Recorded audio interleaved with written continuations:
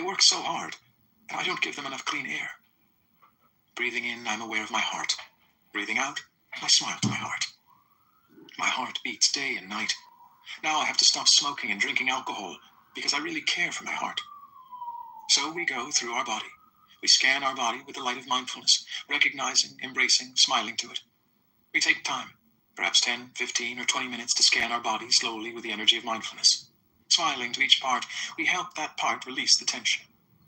When we come to a part of the body that is ailing, we can stay longer and spend time recognizing and embracing it.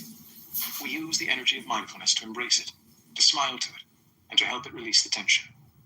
When there is a physical pain, our mindfulness will let us know it is only a physical pain. And with that kind of awareness, we are more relaxed and can heal more quickly. No distinction between means and ends.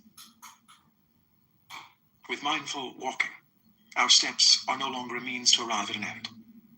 When we walk to the kitchen to serve our meal, we don't need to think, I have to walk to the kitchen to get the food. With mindfulness, we can say, I am enjoying walking to the kitchen, and each step is an end in itself. There is no distinction between means and ends.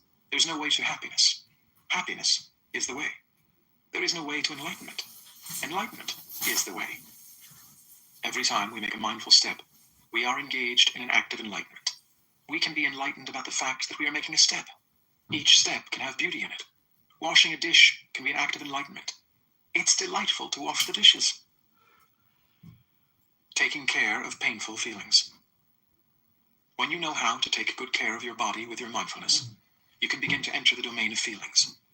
To meditate on the feelings means to be aware of each feeling that is arising, whether that feeling is pleasant, unpleasant, neutral, or mixed.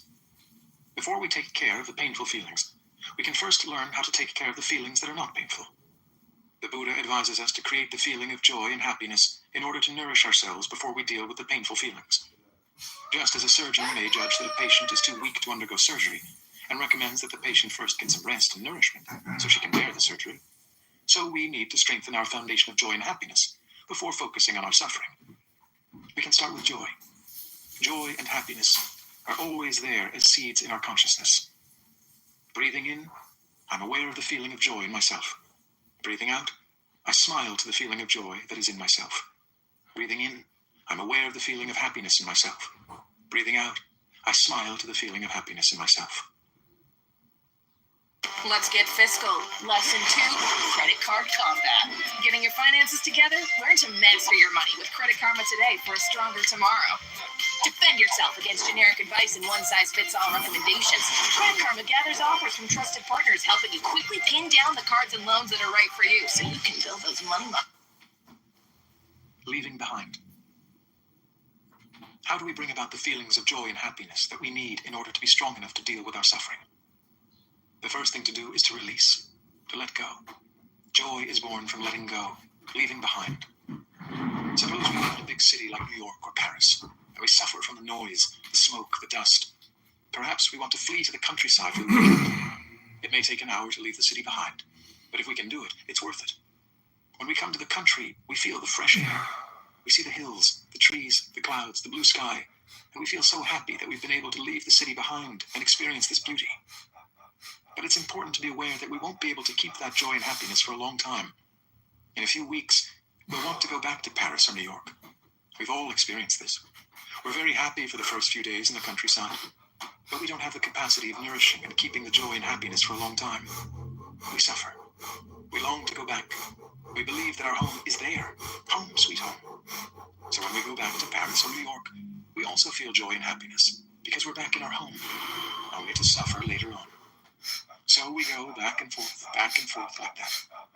In our modern society, many people have a second home, so they can flee their situation for some time and then go back. Joy and happiness are impermanent. They need to be nourished in order to stay longer. If we don't know the art of nourishing our joy and happiness, they will die.